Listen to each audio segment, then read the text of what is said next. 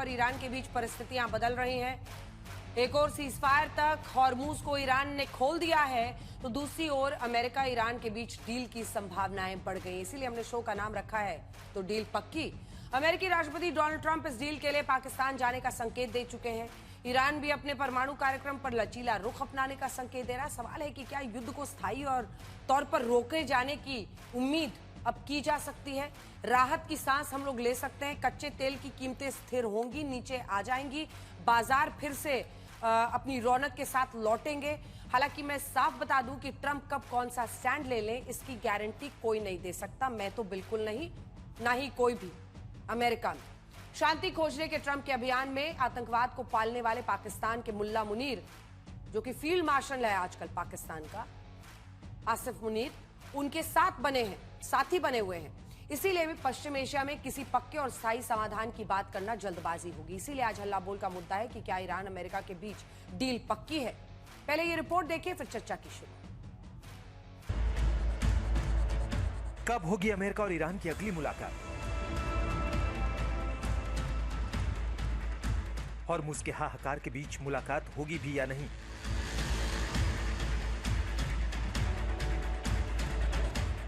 मुलाकात इस्लामाबाद में होगी या फिर कहीं और? कोई कुछ बोलने को तैयार ही नहीं है। ना अमेरिका, ना ईरान और ना ही मेजबानी की तैयारी कर रहा पाकिस्तान। हफ्ते भर पहले हुई बातचीत की नाकामी के बावजूद अमेरिका और ईरान ने यह संकेत जरूर दिए थे कि आगे मेल मुलाकात हो सकती है। वैसे इस्लामाबाद से आ रही खबरों के मुताबिक शहर में जगह जगह नए पोस्टर लगाए जा रहे हैं। सैलानियों के घूमने की कई जगह बंद कर दी गई है। कई इलाकों में ट्रैफिक की आवाजाही पर पाबंदी लगा दी गई है और वाहनों की चेकिंग अचानक बढ़ा दी गई है।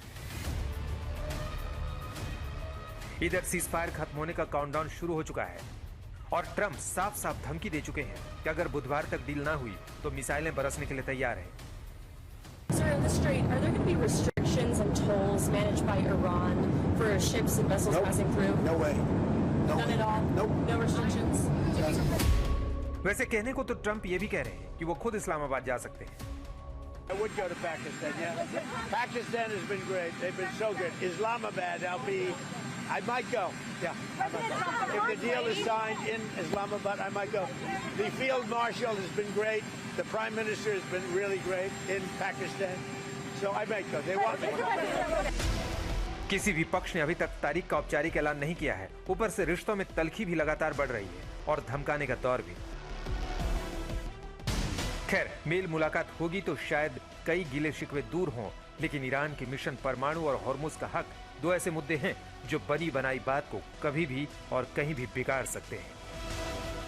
आज तक ब्यूरो। आइए चर्चा की शुरुआत करते हैं। अमित सूरतवाला ईरान मामलों के विशेषज्ञ हमारे साथ जुड़ रहे हैं। प्रमित मकोड़े हमारे साथ अध्यक्ष ग्लोबल सिटीजन्स फोरम अमेरिका के जुड़ रहे हैं। पूर्णिमा नाथ कुछ देर में हमारे साथ अमेरिका से जुड़ेंगी।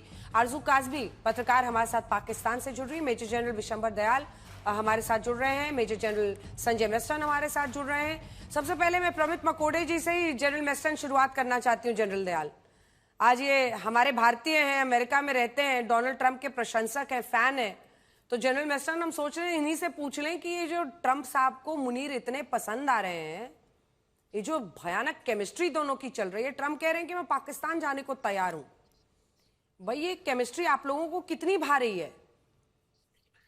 मैडम देखिए, it is a great tactical move कि अगर कोई देश अगर ईरान के साथ 900 किलोमीटर की बॉर्डर शेयर करता है और उसके अगर चैनल के रूप में अगर वो आपके पास एक इमीडिएट एवेन्यू है, तो किसी भी युद्ध के समय में एनीबडी विल यूज इट। और not only that, not just Munir, उनके अलावा उनके राष्ट्रपति और प्रधानमंत्री तीनों कई बार वॉशिंगटन आके पूर्ण रूप से, जैसे मैंने कहा, बुद्धम शरणम गच्छामि की मुद्रा में है कि जो आप कहेंगे वही हम सुनेंगे। So tactically America is doing the right thing to leverage Pakistan to its fullest. और आज वो उसका परिणाम भी दिख रहा है कि अमेरिका का जो भी उनकी प्लानिंग है, डिप्लोमेटिक मूव्स है, America is Pakistan is completely aligned with America and that is showing results. तो उसको यूज तो डेफिनेटली करेंगे, लेकिन लॉन्ग टर्म में we all know that this is all a tactical partnership. and it is going to be just used as a channel, and long term में India is going to be a strategic partner, and long run India will see the benefits. आप देखेंगे कि investment, large investment जो America करता है वो India में करता है, और आज यूज किसको करता है? पाकिस्तान को करता है। तो I think it's a win win situation for America on all sides. ठीक है, आरजू जी, क्या आप सहमत हैं इससे?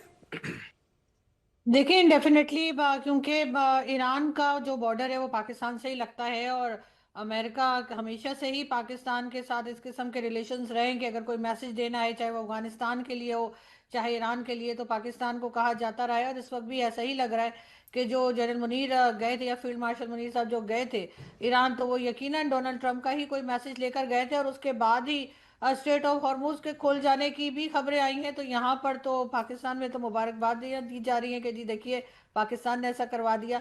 लेकिन खैर ईरान जो है वो, उसमें डेफिनेटली ईरान की और अमेरिका की दोनों की रजामंदी होगी जब भी ऐसा हो पाया।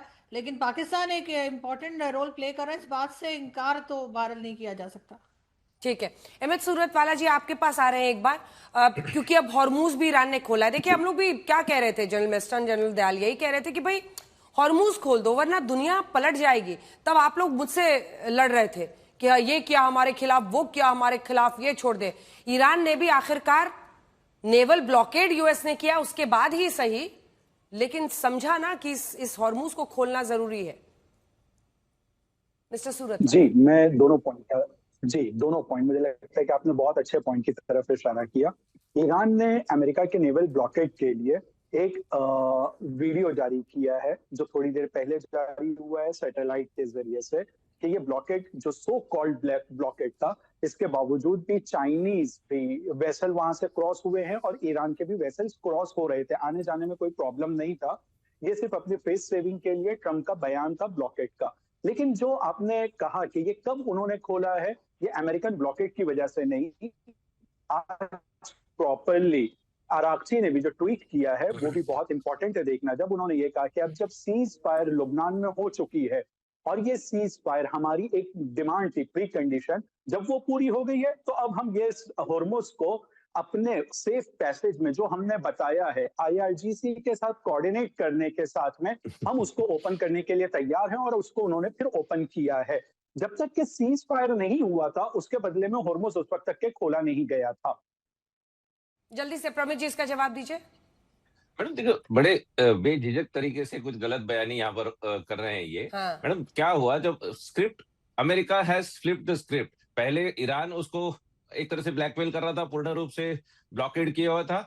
America has done with its military leverage, और अपनी नेवल स्ट्रेंथ के साथ उन्होंने ब्लॉकेड किया, और उन्होंने ब्लॉकेड करके ये नहीं कहा कि हम किसी भी शिप को नहीं जाने देंगे। Again in a responsible manner they said only those ships which are going in and out of ईरानी port will be blocked, and they were blocked completely. अगर हजारों शिप हैं तो 2-4 शिप को अगर निकल भी गई या परमिशन मिल भी गई तो that is different, but by and large Iran started losing from one estimate $200 million a day to another estimate $450 million a day, और उससे ज्यादा नुकसान रशिया और चाइना और पाकिस्तान और तमाम उनके अलायंस को भी होने लगा, because earlier only those ships were allowed. अब जब पूर्ण रूप से ब्लॉकेड हुआ तो उनके जो सहयोगी, उन्होंने भी प्रेशर बनाना ईरान पे चालू किया कि you have to come back to the negotiation table. तो एक तो फाइनेंशियल उनका लॉसेस होने लगे, उनके सहयोगी उन पे प्रेशर डालने लगे, और मिलिट्री प्रेशर तो था ही। बिकॉज ऑफ ऑल दैट सूरत वाला जी सिर हिला रहे हैं बहुत जोर जोर से। उसके बाद में जनरल मेस्टन और जनरल दयाल के पास। ये प्रमित जी जो है, हर वो बात को कि जो ट्रम्प ख्वाब में देख रहे थे कि ये काम होंगे, ये तमाम बातों को, उनके ख्वाब की बातों को यहाँ बयान करने के लिए बैठे हैं। इस तरह से कोई भी चीज, किसी भी न्यूज एजेंसी ने कहीं पर भी इस चीज को कवर नहीं किया, कोई भी इस तरह की खबरें नहीं। ठीक है सूरत वाला जी, आपसे एक सिंपल सवाल, ऐसा क्या नायाब कर दिया डोनाल्ड ट्रंप ने पिछले दिनों में कि आपने हॉर्मुज खोल दिया? क्या नायाब कर दिया? बिल्कुल, मैंने जिक्र किया नायाब ये हुआ है कि वो सीज फायर जो इम्प्लीमेंट करना थी लुबनान के अंदर, वो कल तक के अप्लाई नहीं की गई थी और एग्जीक्यूट नहीं की गई थी। ट्रंप से पहले ईरान के स्पीकर ने और फिर हिजबुल्लाह के एमपीज ने ऐलान किया, फिर ट्रंप ने ऐलान किया कि अब वो सीज फायर होगी। ये होते ही ईरान ने हॉर्मुज खोला है। जनरल मेस्टन, कौन झुका है? प्रमित जी और सूरत वाला जी दोनों इंडियन हैं, लेकिन अपनी अपनी की सोच है, एक ईरान समर्थक एक अमेरिका समर्थक आपस में भिड़ रहे हैं। कौन झुका, कौन मतलब झुकाने में कामयाब रहा? देखिए, जितने भी स्टेटमेंट्स प्रेसिडेंट ट्रंप ने अभी तक ट्वीट किए हैं, हाँ। और ईरान की तरफ से भी कराची का स्टेटमेंट है कि हमने स्ट्रेट ऑफ हॉर्मुज खोल दिया है, तो मिलिट्री भाषा में तो बोलूं तो लगता है कि ईरान तो झुक गया है। और मेरे को भी हैरानी है क्योंकि ईरान ने इतनी स्टबननेस, इतनी फर्मनेस दिखाई थी, और जो अभी ये लिंक किया जा रहा है कि स्ट्रेट ऑफ हॉर्मुज हम जब भी खोलेंगे जब लेबनान और इसराइल के बीच में पीस टॉक्स मतलब सक्सेसफुल हो जाएंगी, वो तो कहीं था ही नहीं। वो था कि हम बातचीत जब करेंगे, जब ये दोनों ये इसराइल की और ये लेबनान की पीस टॉक्स जब भी शुरू हो जाएंगी, तभी हम जाके इस पक्ष में बैठेंगे। तो मेरे को लगता है ये आसिम मुनीर अभी जो विजिट हुई है, और वो डायरेक्ट उनकी कॉल लाइन थी वो प्रेसिडेंट ट्रंप के साथ, तो कुछ तो इतनी कंपल्शंस हुई हैं। अब ये तो ईरान ही जवाब दे सकता है, क्योंकि हर चीज उन्होंने कॉम्प्रोमाइज कर लिया। आप देखिए, एनरिच यूरेनियम देने के लिए तैयार हैं, ओवर ग्राउंड न्यूक्लियर अभी रिएक्टर्स बनाने के लिए तैयार हैं, ये वाला बंद कर देंगे, स्ट्रेट ऑफ हॉर्मुज खोल देंगे, और जो प्रॉक्सीज हैं इनको डिसआर्म किया जाएगा। और ये जितने भी स्टेटमेंट्स ये प्रेसिडेंट ट्रंप के ट्वीट से आ रहे हैं, क्या और जनरल मेस्टान, मुनीर इफेक्ट हो गया क्या ये? नहीं, मुनीर इफेक्ट नहीं है मेरे ख्याल। उसको मतलब शरणम गच्छामी, अमेरिका शरणम गच्छामी। नहीं, मेरे ख्याल उन्होंने इनको बड़ी स्किलफुली, टैक्टफुली अमेरिका ने इनको यूज किया है, और ये यूज तो किया है, बहुत इफेक्टिवली यूज किया है। पर मेरे को हैरानी है कि आसिम मुनीर ने भी कौन सा जादू चला दिया है ईरान पे, जो सब चीज में कॉम्प्रोमाइज हो गया है। मतलब वो तो यहाँ तक बोल रहा था कि हम हर शिप पे टैक्स लेंगे, टैक्स भी अब तो नहीं ले रहे वो हर शिप में। तो वो मेरे को हैरानी है। ईरान का जो एक पीएचडी तो मुनीर को है, फील्ड मार्शल मुनीर को एक पीएचडी तो है, और वो पीएचडी है अमेरिका को कैसे इंप्रेस करना है। ये तो उनको क्रेडिट देना पड़ेगा कि वहां पर जाकर कैसे। अच्छा, जब वो ईरानियंस को रिसीव करते हैं तो वर्दी में करते हैं, जब वो अमेरिकन के सामने जाते हैं तो सूट में। तो कई बार तो ऐसा लगता है कि शहबाज शरीफ की कुर्सी को खतरा है। अब आरजू जी, छोटा सा रिएक्शन, फिर मैं आ रही हूँ। देखिए, शहबाज शरीफ साहब की कुर्सी तो पहले दिन से ही खतरे में है, तो इसलिए इसमें तो कोई नई बात नहीं है। मैं एग्री करूंगी, उनकी कुर्सी बिल्कुल खतरे में है। ठीक है, आई नो, बहुत सोच समझ के निपट के जितना बोलना है उतना ही आरजू जी बोल रही है। जनरल दयाल, आपके पास आ रही हूं मैं। जनरल दयाल, आज बड़ा सवाल यह है कि क्या वाकई जो जनरल मेस्टान कह रहे हैं कि ईरान, ऐसा लग रहा है क्योंकि वो अभी भी कह रहे हैं कि हम जो एनरिच यूरेनियम देना ही था तो काहे पूरा युद्ध लड़े, आयतुल्लाह खamenei को मरवा लिया। मतलब ऐसी स्थिति हो गई। मतलब ये पूरा जो वॉर का उनका पर्पस था, उनके एंगल से अगर आप देखिए तो फिर क्या ही हासिल हुआ ईरान को? अंजना जी, जय हिंद। देखिए, ये तो 27 फरवरी को भी ईरान तैयार था, 27 फरवरी को ईरान तैयार था। देखिए, ये जो है, मेरा सिर्फ इतना सा कहना है कि पाकिस्तान को क्यों यूज किया, पाकिस्तान को क्यों इन्वॉल्व किया। पाकिस्तान को इन्वॉल्व इसलिए किया कि जो एक्चुअल बात वो ये है, जो दबी की दबी रह जाए, जो कभी दुनिया में आए नहीं। दुनिया के सामने ये आ रहा है कि भाई उसने हॉर्मुज ब्लॉक किया, इसने ब्लॉकेड लगा दिया, उसने ये किया। ये दोनों जो थे, इजराइल और अमेरिका रियलाइज करके कि जिन ऑब्जेक्टिव्स के साथ आए हो, जो आपके वॉर ऑब्जेक्टिव्स है, पॉलिटिकल मिलिट्री ऑब्जेक्टिव्स है, आप उनको हासिल नहीं कर पा रहे, और आप जितना मर्जी ईरान को तबाह कर लो, ईरान नहीं झुक रहा है। तो अब एक रास्ता चाहिए था। और हमने तो देखो 11 तारीख को, अंजना जी अगर याद हो, हमने हल्ला बोल पे बोला था कि ये स्टेप वाइज है भाई, वेरी गुड, बहुत कुछ। हमने तो जब पहली पीस प्रोसेस थी तब कहा था कि एकदम तो कुछ नहीं होगा, क्योंकि एकदम हो ही नहीं सकता था। तो ये परतें पहले से डिसाइडेड है कैसे खोलनी है, कैसे फेस सेविंग करनी है। ईरान भी फेस सेविंग कर जाए। ईरान ने तो इलेक्शन लड़ना नहीं है, तो ईरान के यहाँ तो कोई इलेक्शन नहीं हो रहा। इलेक्शन तो ट्रंप ने लड़ना है 6 महीने के बाद। हीरो तो ट्रंप को अभी से मेरे भाई इंडियन अमेरिकन भाई बोल रहे हैं कि भाई बिल्कुल झुक गया ईरान, अमेरिका ने ये कर दिया। कुछ नहीं, अमेरिका ने जिस मुद्दे से आया था वो नहीं हासिल कर पाया। और एक क्यों नहीं हासिल कर पाया? कुछ नहीं, क्या हासिल किया? आपने सत्ता बदल दी, आपने उनका जो आपने बोला था डिसमेंटल कर दिया। अरे वो तो 27 तारीख को मान रहा था। नहीं, क्या बदल दिया आपने सत्ता? आपको क्या पता आज से 6 महीने बाद क्या होगा? साहब एक मिनट, आपने सिर्फ दुनिया में 50 top leader both from military side and political side has been change means वो दुनिया छोड़ के चले गए हैं। Lot of moderates have started acting very actively into the government.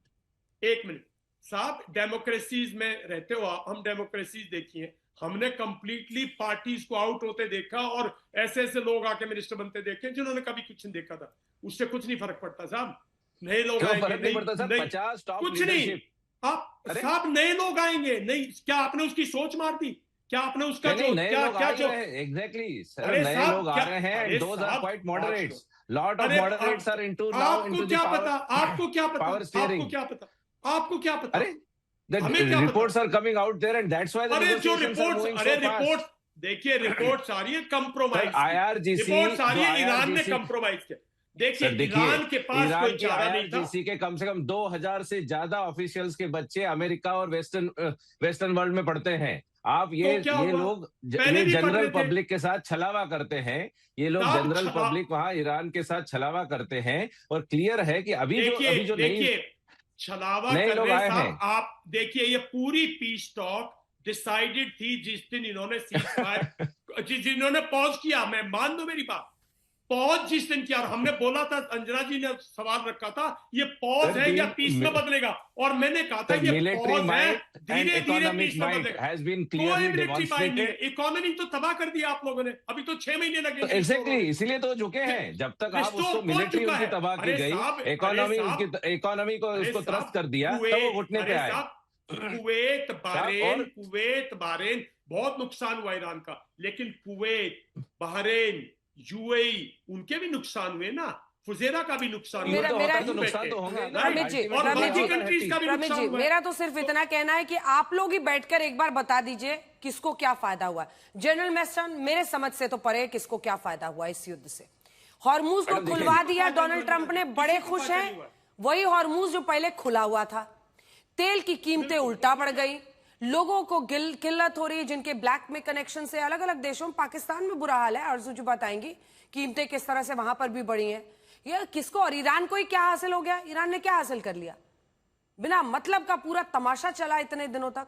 वहीं पर पूर्णिमा जी, जरा आप अमेरिका का मूड बताइए, क्योंकि प्रमित जी तो बहुत प्रभावित हैं ट्रंप जी से। तो प्रमित जी को तो मैं अमेरिका के डोमिनेंस की बात करता हूँ, अमेरिका और हिंदुस्तान की मित्रता की बात करता हूँ, मैं प्रमित ट्रंप जी, की बात नहीं करता प्रमित हूँ। जी, आप ताज लेकर रख दीजिए ट्रंप जी के सिर पे, हमें फर्क नहीं पड़ता। हम तो बस ये पूछ रहे हैं कि इस युद्ध से क्या हासिल हुआ, आप बता दीजिए। वही हॉर्मूज वैसे ही चलेगा। आप चाइना की डोमिनेंस की बात कर रहे थे, अब ईरान वहां से तेल वैसे ही चाइना को बेचेगा। थोड़ी ना आप चाइना से तेल उसका रोक दीजिएगा तेल बेचना। Please let's be realistic. Purnima Nath, my question to you is, America में क्या मूड है डोनाल्ड ट्रंप को लेकर? अब जबकि उन्होंने खुले हुए हॉर्मूज को बंद करवाकर फिर से खुलवा दिया है, डोनाल्ड ट्रंप पर क्या मूड है अमेरिका में? और थोड़ा सा आप न्यूट्रल होकर बोलिएगा, क्योंकि मुझे पता है आप डेमोक्रेट हैं, वो रिपब्लिकन सपोर्टर हैं, आप डेमोक्रेट हैं, बट ओवरऑल लोगों में क्या फीलिंग है? अंजना जी, मैं एक चीज क्लियर करना चाहती हूँ, मैं डेमोक्रेट नहीं हूँ, मैं रिपब्लिकन हूँ और ट्रम्प सबको सपोर्ट किया 10 years तक। I am extremely disappointed at Trump at this point of time, specially in the second term and the first year. तो आज सुन के आपको लगता है शायद मैं डेमोक्रेट हूँ, मैं एक्चुअली डेमोक्रेट हूँ नहीं, मैं रिपब्लिकन हूँ। रिपब्लिकन पार्टी, हाँ, मैंने आपके हाव भाव और बातों से आपको डेमोक्रेट कह दिया था, सॉरी। आप सोचा होगा, लेकिन रिपब्लिकन पार्टी मुझे रिपब्लिकन पार्टी से निकालने की कोशिश कर रहे हैं, बिकॉज उनके हिसाब से अगर आपने डोनाल्ड ट्रंप को पसंद नहीं करते हो और उनको सपोर्ट नहीं कर सकते, आप कैसे रिपब्लिकन बन सकते हो? लेकिन यही सिचुएशन हो चुका है हमारी कंट्री में, डेमोक्रेसी और फ्रीडम ऑफ स्पीच की। आपका फ्रीडम ऑफ स्पीच को खत्म करा जाएगा unless otherwise you like and support and literally lick his boot. I'm sorry about my language, but this is what is happening in America. तो कोई अगर यहाँ पे बैठ के रिपब्लिकन होके ट्रम्प साहब को भगवान माने या जीसस माने या उनके ऊपर ताज पहना दे, मुझे उनमें कोई फर्क नहीं पड़ने वाला है। अच्छा, मुझे मुद्दा पे बात करते हैं। इस आपने क्वेश्चन पूछा इस युद्ध में क्या मिला, मैं आपको एक बात बताती हूँ। ईरान को 47 years तक हमारी कंट्री अमेरिका और वेदर इज डेमोक्रेट हो या रिपब्लिकन हो, उनको खत्म करने की कोशिश किया था। सैंक्शंस के ऊपर सैंक्शंस लगाए गए थे। 12,880 सैंक्शंस रिकॉर्ड किया गया है। This is the second most sanctioned country today. आज मुझे बताइए, कोई एक कंट्री के नाम लेके बताइए मुझे जिनके ऊपर इतने सैंक्शंस के बाद वो country forget about responding back और रिटेलिएटिंग अगेंस्ट अनदर कंट्री, खुद के कंट्री को बचा पाए। ये युद्ध में एक चीज साबित होगी है, Iran is not about to surrender. ठीक है, जवाब दीजिए इसका प्रमित जी। डायरेक्ट है उनका, उसके बाद में मैडम आयुष मुझे तो सुरतवाला लगता जी है का कि ये डेमोक्रेट और रिपब्लिकन भी नहीं, ये ईरान समर्थक है, ये मुझे बातों से लग रहा है, but I don't want to get into personal fight.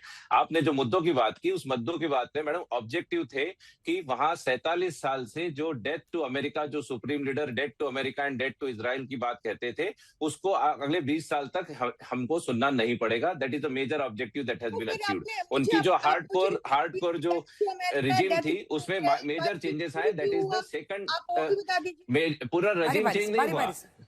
हाँ, पूरा बोलो, रजीम चेंज नहीं हुआ, लेकिन उनके almost 50 top leaders has been change, तो एक मेजर एडवांटेज है। और अमेरिका उस दृष्टि से पलड़ा भारी है। तीसरा, उनका जो यूरेनियम, एनरिच्ड यूरेनियम है, अभी अमेरिका का कहना है कि enriched uranium is up to 60%। अगर आपको सिविलियन यूसेज के लिए चाहिए तो 3 to 5% एनरिचमेंट चाहिए, तो वो 60% uranium now has to go back to some other country. Russia is one of the contender, and माननीय प्रधानमंत्री जी और राष्ट्रपति जी की जो बात हुई, तो I think there is another, India is also contender to get that enriched uranium to India. So enriched uranium अगर आप उनके पास, ईरान के पास रहने देते हैं, तो within 60 days they can go to the nuclear warhead capabilities. तो काफी एडवांटेजेस अमेरिका ने इस युद्ध से देखे हैं, और जो अमेरिका को इमीडिएट या फिर मिड टर्म में रिस्क थी अगले 5-10 साल में, वो रिस्क पूर्ण रूप से इस युद्ध के थ्रू एलिमिनेट हुई है। और जो मेजर ऑब्जेक्टिव है, ईरान तो एक तरह से प्यादा है मैडम, एक जो मेजर ऑब्जेक्टिव है कि चाइना और रशिया के डॉलर डोमिनेंस, मिलिट्री डोमिनेंस को जो खतरा था, उसको एक अमेरिका ने झटका दिया है। अब वेस्ट एशिया में भी चाइना उतना नैरेटिव अपसेट नहीं कर पा रहा है। America has big influence, America is showing that, and that is a big win. Long term पे चाइना के ऊपर अमेरिका के डोमिनेंस की भी एक विन है इसमें। ठीक है, जल्दी से इस पर सूरतवाला जी आपका रिएक्शन उनकी बात पर। जी, मैं सिंपल और सादे अल्फाज में ये कहना चाहूंगा कि पूरी दुनिया, अमेरिकन मीडिया, वेस्टर्न मीडिया और सब ये कह रहे हैं कि इस जंग के लिए जो ट्रंप ने बयानों के जरिए से जंग को शुरू किया था, वो अपने किसी मकसद में कामयाब नहीं हुए हैं, किसी एक मकसद में। दयाल जी बहुत अच्छा पॉइंट कह रहे थे कि सही है कि ईरान के कुछ लीडर्स को और कुछ कमांडर्स को मारा गया, जो 50 का फिगर वो कह रहे हैं, शायद उन्होंने तहकीक किया होगा, तो मैं फिगर में नहीं जाऊंगा। लेकिन लीडर्स के या कमांडर्स के मरने से रेजिम चेंज नहीं होती है, पर्सनालिटी चेंज होती है, रेजिम वो कंटिन्यू कर रही है। तो ट्रंप उसमें भी कामयाब नहीं हुए हैं। रही बात ये कि ईरान का नुकसान हुआ है, हाँ ईरान का नुकसान हुआ है। ईरान के साथ उन कंट्रीज का भी नुकसान हुआ है जिन्होंने अमेरिका को बेस प्रोवाइड किया था, और उस नुकसान का भी जिम्मेदार अमेरिका बना है। रही बात ये यूरेनियम किसको सौंपेंगे, किसको सौंपेगा ईरान? हाँ, मैं इत्तेफाक से अभी मैं नेशनल सिक्योरिटी काउंसिल जो ईरान की है उसके बयान को मैं देख रहा था। उन्होंने ये कहा है कि इसके ऊपर कोई बात नहीं हुई है, और हम अपने इनरिच उस यूरेनियम के बारे में हमारी कोई बात नहीं हुई, और हम इस बारे में बात नहीं करना चाहते हैं। हम अभी जो बात कर रहे हैं टॉक को नतीजे तक के पहुंचाने के लिए, तो एक चीज जो अभी बची है कि उनके जो एसेट्स ब्लॉक हैं, उसके बारे में अभी उनको बात करना है। लेकिन अभी मेरे सामने फार्स न्यूज की खबर है, जिसने ये नेशनल सिक्योरिटी एडवाइजर और उनके बयान को अभी पब्लिश किया। जनरल मेस्टा, अंजना, अभी तक जो स्थिति है, अभी सिर्फ हमें एक ही वन साइडेड स्टेटमेंट मिल रहे हैं, वो है प्रेसिडेंट ट्रंप के। और आपने देखा पिछले 1 घंटे में लगातार इतने ट्वीट्स हैं, और यही जो पॉइंट्स मैंने बताया था, हमें उनकी ही एक वर्जन मिल रहा है। ईरान की तरफ से एक ही वर्जन आया है कि अराक्ची ने भी एक ट्वीट करके या बोला है कि हमने ये स्ट्रेट ऑफ हॉर्मुज खोल दिया है। इसके अलावा और कोई वर्जन नहीं है। ये पाकिस्तान मीडिया से भी कोई वर्जन नहीं आया है। अगर हम वर्जन से चलें तो मैं सिर्फ वर्जन पे बोल रहा हूँ। अगर वर्जन से चले तो लग रहा है कि ईरान तो काफी हद तक, मैं बोलूंगा, एक सरेंडर मोड पे गया है, अगर वर्जन पे चलते हैं। लेकिन जब तक हम ईरान के स्टेटमेंट्स नहीं सुनते हैं, क्योंकि काउंटर स्टेटमेंट सुनना बहुत जरूरी है, अगर उनके स्टेटमेंट सुनने के बाद ही फिर हम एक मिलिट्री एनालिसिस दे सकते हैं कि ये वॉर में किसको कितना फायदा हुआ या नुकसान हुआ। लेकिन अगर ट्रंप के स्टेटमेंट्स आते जा रहे हैं और अगर ईरान भी स्टेटमेंट नहीं दे रहा, तो वो भी एक अचंभित बात है, क्योंकि तुरंत उनको भी स्टेटमेंट देने चाहिए। क्योंकि आज की तारीख में दुनिया ऑन ग्राउंड रिजल्ट देख रहे हैं। देखिए, हर मिलिट्री ऑब्जेक्टिव अचीव नहीं हुआ है, रेजिम चेंज तो बिल्कुल नहीं हुआ है, उसमें कोई डाउट ही नहीं है। लेकिन यही रेजिम ने अगर सरेंडर कर दिया है, और वो सरेंडर में जब बोलूंगा, जब वो प्रेसिडेंट ट्रंप के ट्वीट्स को काउंटर नहीं करते हैं या अपनी मीडिया के जरिए अगर काउंटर नहीं करते हैं, तो मैं बोलूंगा फिर तो रेजिम चेंज क्या है, ये तो रेजिम के लिए बहुत बड़ा झटका है। तो अभी क्लियर पिक्चर नहीं उभरी है, लेकिन अभी तक हर चीज जो भी है वो प्रेसिडेंट ट्रंप के ट्वीट्स पे हम बातचीत कर रहे हैं। लेकिन ईरान से मैं अभी ये जो बैठे हुए हैं यहाँ पर इनके पक्ष में, मेरे ख्याल ईरान मीडिया को तो तुरंत देना चाहिए। और आपने पहले भी देखा कि ईरान प्रेस ट्रस्ट ने कितने स्टेटमेंट दिए, तो हम वही भरोसा करेंगे जो ट्वीट्स में आएंगे या ईरान की जनता द्वारा या पाकिस्तान भी सब्सटैंशिएट करे। क्योंकि मुनीर गया था वहां, तो उनकी तरफ से भी स्टेटमेंट आना चाहिए कि ये एग्री हुआ है, ये एग्री नहीं हुआ है। लेकिन जितना भी स्टेटमेंट्स आ रहे हैं उसमें तो ऐसे ही लग रहा है कि सब कुछ ईरान हो गया है। और वही मेरा स्टार्टिंग स्टेटमेंट था, मेरे को हैरानी है कि ईरान इतना फर्म था, इतना स्ट्रांग था, हर चीज में कॉम्प्रोमाइज कैसे कर गया। और वो कॉम्प्रोमाइज तो आरजू से पूछते हैं। आरजू जी आपको क्या लगता है इसके पीछे, क्या मतलब किस तरह से कन्विंस किया होगा? क्योंकि आप तो मिस्टर मुनीर को हम लोगों से ज्यादा ही समझती होंगी।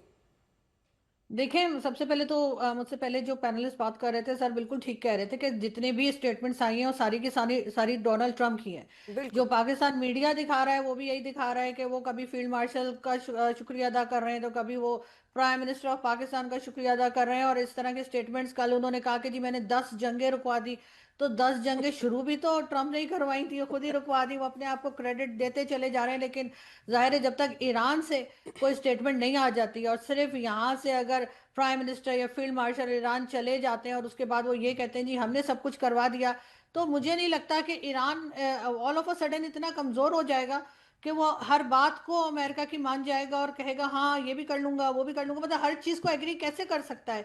हम लोग तो कल तक यही देख रहे थे कि ईरान बहुत मजबूती से खड़ा है और ईरान जितनी भी पावर है उस पावर से लड़ रहा है।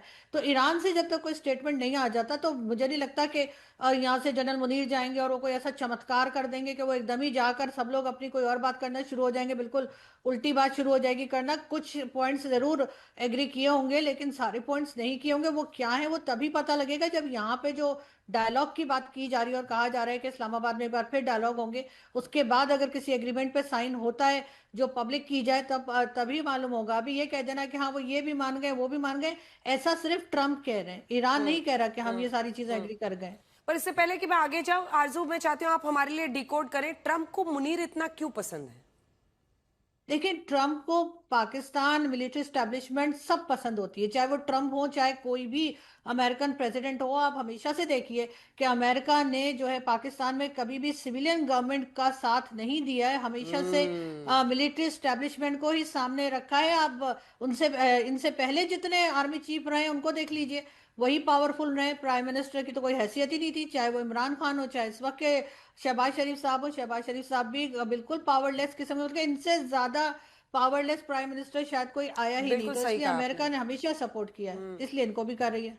उनको तो देख के ही लगता है, मतलब क्या ही बोला जाए, मुनीर जिस तरह से डोमिनेट करते हैं उनके सामने। मतलब आप कम ही बोलिए आरजू, अभी आपको रहना है वहां पे, आप कम ही बोलिए, जितना आप बोल रही है उससे कम ही बोलिए। लेकिन नहीं, लेकिन मैं यही कहूंगी कि देखिए अगर इनका सपोर्ट ना होता अमेरिकन का, तो पाकिस्तान बनने से लेकर आज तक आप देख लीजिए, जुल्फिकार अली भुट्टो से आप काउंट कर लीजिए और इमरान खान तक जो कुछ हुआ है सबके सामने। बिल्कुल बिल्कुल, वेरी वेल एनालाइज। और ये पूरी दुनिया ये सच्चाई जानती है, देखती है, लेकिन वही है जिसको आंख खुली रखना है रखे, वो बंद करना हो करे। लेकिन सूरतवाला जी दोनों ही इस बात पर सहमत हैं, जनरल मेस्टान, आरजू काजमी। हम सिर्फ प्रमित जी की बात नहीं कर रहे, हम इन दोनों की भी बात कर रहे हैं। वो कह रहे हैं ईरान जिस तरह से तटस्थ खड़ा था वैसा वो नहीं दिख रहा है। उसके बाद जनरल मेहसान ने बहुत अच्छे पॉइंट की तरफ इशारा किया और ये इनके तजुर्बे और अनुभव को बता रहा है। ईरान ने अभी तक के अपनी तरफ से कोई बयान नहीं दिया है और चूंकि इंग्लिश मीडिया में अभी तक वो प्रिंट होकर नहीं आया, तो ये सही कह रहे हैं कि ट्रंप के सब ट्वीट के ऊपर पूरी तरह से भरोसा करना और उसकी सब बातों को मान लेना। पिछले 40-50 दिनों में हम लोगों ने ये देखा है कि सुबह कुछ कहते हैं, दोपहर में कुछ और रात में उनकी बातें बदलती हैं और उसके खिलाफ एविडेंस मिलते हैं। तो ये इनके अनुभव की बातें थी और सही पॉइंट था। ईरान के नेशनल सिक्योरिटी काउंसिल की तरफ से जो बयान अभी सामने आया है, और अभी मैं फार्स मीडिया के रिपोर्ट के हवाले से कह रहा हूं और इसका नाम भी जानबूझ के ऑथेंटिक बनाने के लिए ले रहा हूं, फार्स न्यूज जो ईरान की है, उसमें ये क्लियर कहा गया है कि हम लोगों ने ये जो कश्तियों की इजाजत, वेसल की इजाजत दी है होर्मुज में, सिर्फ कमर्शियल कश्तियों को दी है, वो भी उस एरिया से और पैसेज से दी है जो हम बताएंगे। और हम जो कह रहे हैं कि IRGC के साथ कोऑर्डिनेट कर ही जाना होगा, इसके बगैर जाने नहीं मिलेगा, तो अपनी कंडीशंस को इन्होंने अभी राइटिंग में भी दे दिया है। प्रमित जी ठीक है, प्रमित जी सिर्फ हम ही लोगों को शक होता है यार, आपको भी थोड़ा बहुत शक होता है ट्रंप जी पे? देखिए, एज आई कीप सेइंग कि he is a very unconventional leader, और वो अपने कंफ्यूज रखते हैं अपोनेंट को, पर strategic objectives are very clear. और madam, first round of negotiation में भी ऑलमोस्ट दोनों तरफ से most of the points were agreed. एक बड़ा पॉइंट पे डिसएग्रीमेंट था, that was the sticking point and red line. Iran has agreed to get away with the nuclear warhead program for 5 years, and America said that at least for 20 years they need to get away with the program. That was American version. Hindi.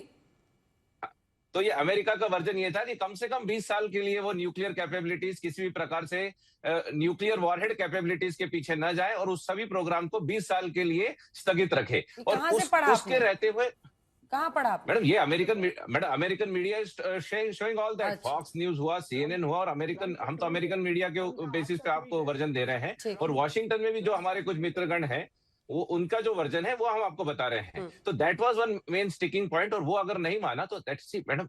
हमेशा से पिछले कई महीनों से या कई साल से आपने देखा होगा, प्रेसिडेंट ट्रम्प की जो निगोशिएशन स्टाइल है वो एक ही है। He pressurise enough, then he attacks, he pressurize again, and then he goes on the negotiation table. और negotiation में वो अमेरिका जनरल दयाल, हम देखिए, मैं एक सवाल, मैंने ब्लैक एंड व्हाइट का पूरा शो भी इस पर किया था कि डोनाल्ड ट्रंप, उनकी अनप्रिडिक्टेबल नेचर, उनके अजीबो गरीब बयान, जो एक मैडनेस प्रोजेक्ट किया जा रहा है, उसकी आड़ में ईरान भी छिपने की कोशिश कर रहा था, क्योंकि उन्होंने भी हॉर्मूज को लंबे वक्त तक पूरी दुनिया के लिए बंद करके रखा। उसकी 30 लोग घरों में जेल रहे थे। ट्रंप और ट्रंप का मैडनेस इस बात के लिए जस्टिफिकेशन नहीं हो सकता है कि आप हॉर्मूज को ब्लॉक कर दें। आज सवाल यही है कि ईरान भी जब देखा कि वहां पर अमेरिकन ब्लॉकेड, और वो ब्लॉकेड बहुत इफेक्टिव था, जनरल दयाल 2 दिन से ईरान कह रहा था ब्लॉकेड खत्म करो, उस ब्लॉकेड का प्रेशर भी काम आया है। तो आप ऐसे राइट ऑफ नहीं कर सकते अमेरिकन नेवी को, अमेरिकन पावर को। It is American power is not just Trump, उनकी सेना विश्व की सबसे बड़ी सेना है, तो किसी वजह से। देखिए अंजना, इसमें कोई शक की बात नहीं है कि आज भी अमेरिका दुनिया की सुपर पावर है। अमेरिका की मिलिट्री पावर है, दुनिया की सबसे बड़ी मिलिट्री पावर है, और इकोनॉमिक पावर भी है, और टेक्नोलॉजिकल पावर भी है, उसमें कोई शक की बात नहीं है। लेकिन जिस तरह से इस लड़ाई में अमेरिका उलझा, अमेरिका को एक फेस सेविंग एग्जिट चाहिए था।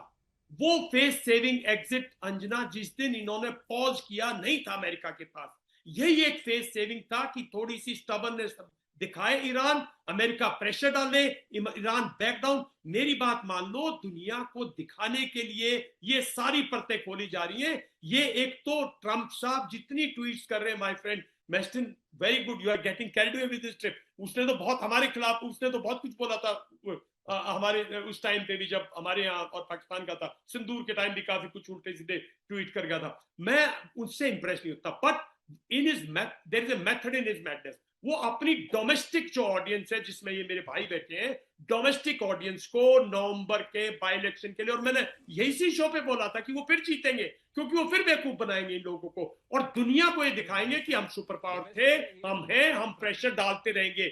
और ईरान ने जो कंप्रोमाइज किया है, यहाँ पर मैं आपसे डिसएग्री करती हूँ, क्योंकि देखिए डोनाल्ड ट्रंप जो भी कर रहे हैं उसको बड़े सवाल पूछे जा रहे हैं, लेकिन लोगों को बेवकूफ बनाकर कोई चुनाव नहीं जीतता है। लोगों को एक प्रॉमिस उन्होंने बेचा, और अमेरिकन ऐसे नहीं कि वो बेवकूफ बने, वो प्रॉमिस पर उन्होंने वोट किया।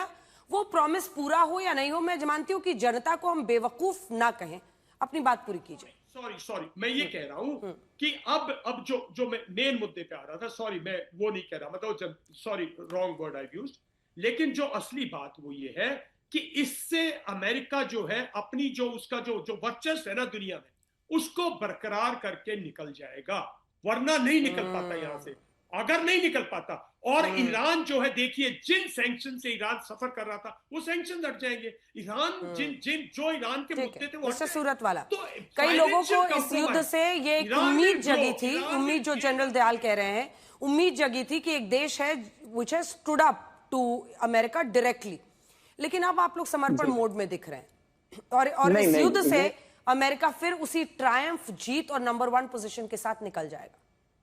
फिर मैं कहूंगा कि जब तक कि ईरान की तरफ से बयानात नहीं आते हैं, तब तक कि हम लोग ये नहीं कह सकते हैं कि समर्पण, बल्कि ईरान के बयानात जो अभी तक के मैंने आपके सामने कोट किया, कोई भी अमेरिकन डिमांड को उन्होंने उस तरह से नहीं माना है जैसे यहाँ जिक्र किया गया है। लेकिन एक पॉइंट जो थोड़ी देर पहले प्रमित जी कह रहे थे कि उनका जो नेगोशिएट करने का तरीका ये होता है कि बहुत भारी तरीके से आते हैं। तो मारियो, जो इसराइल का एक न्यूज़पेपर है, उसने आज एक हेडलाइन लिखा था, और वो ये कि आते हैं शेर की तरह गरजते हुए और फिर बिल्ली की तरह मियाओ बोलकर निकल जाते हैं। ग्रीनलैंड में भी हमने उनको ये देखा है, ईरान के साथ जंग करते भी ये देखा है। ये आते हैं बहुत गरज के कि हम 3 दिन में या 1 दिन में और इतने दिन में हम ये काम कर देंगे और उनको घुटने पर लेकर आएंगे। लेकिन आज 50 दिन होने के बावजूद उन्होंने अपनी एक डिमांड भी पूरी तरह से मनवाने में वो कामयाब नहीं हुए। तो बिल्कुल फिट होता है कि शेर की तरह आते हैं और बिल्ली की तरह फिर दुम दबाकर निकल जाते हैं।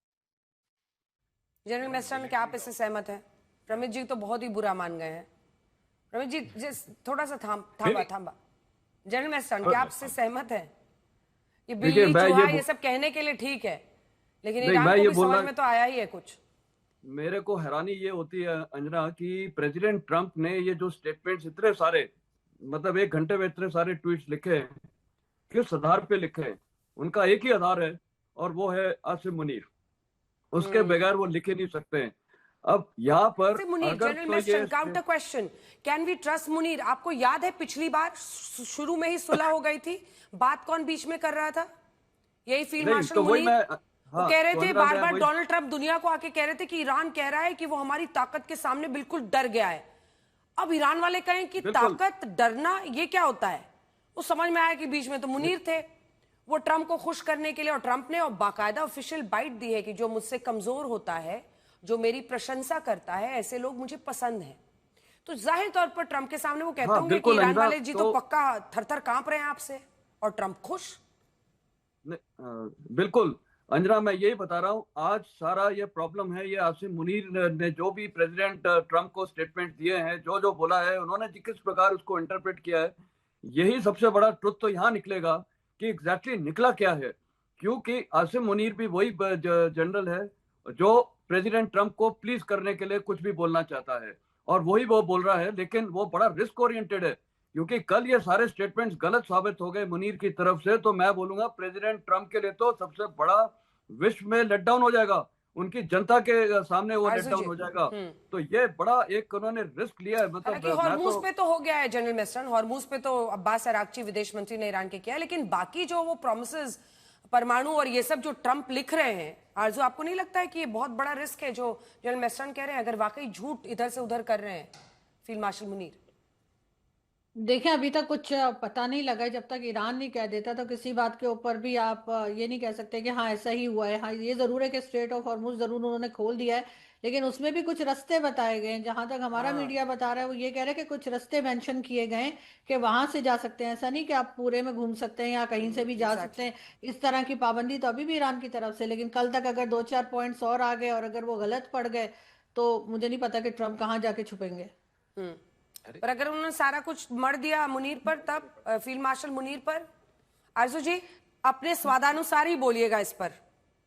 देखें, वो तो फिर या फिर वही सुरक्षा जाने कि वो किस तरह से अपने आप को बचाते हैं। हो सकता है वो कह दें कि कुछ ट्रांसलेशन में गड़बड़ हो गई थी, इधर की उधर बात हो गई, तो वो लैंग्वेज के ऊपर चले जाएंगे। मुझे तो यही लगता है, क्योंकि हम लोग ऐसे ही बचते हैं ना। फिर तो हम तो ये कह रहे थे, वो कुछ ऐसा होगा।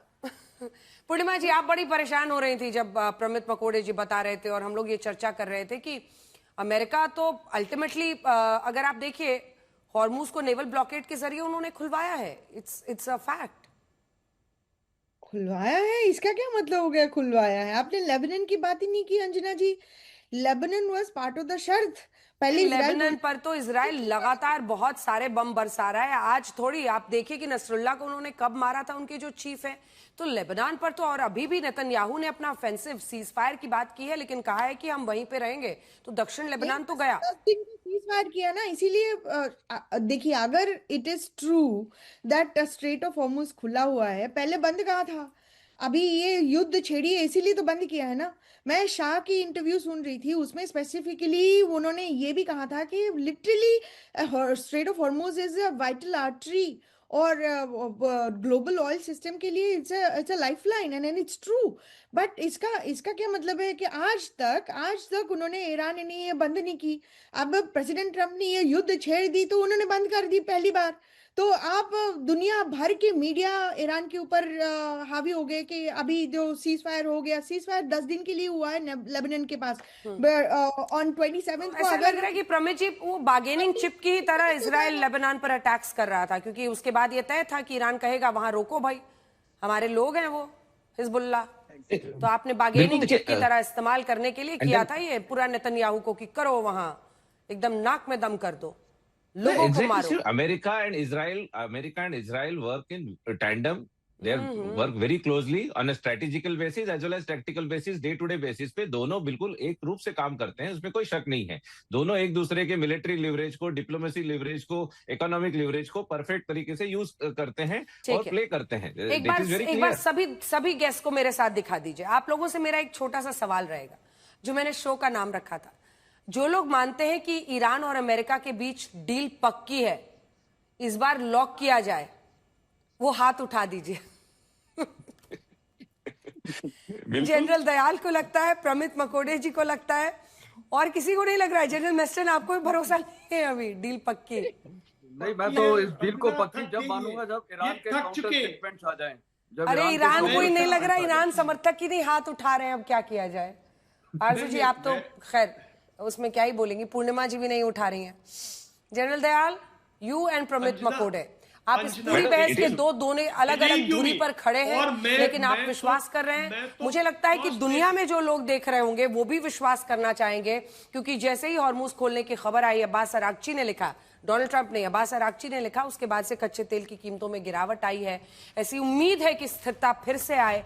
जो लोग इसकी वजह से परेशानियों का सामना कर रहे हैं उनको मुक्ति मिले इस युद्ध से, क्योंकि इस तरह का फितूर किसी का फायदा नहीं होता है। और युद्ध में हम पहले दिन से आपको कह रहे हैं, ना कोई जीतता है ना कोई हारता है, बस आम लोग मारे जाते हैं। देश दुनिया की बाकी खबरों के लिए आप देखते रहिए आज तक।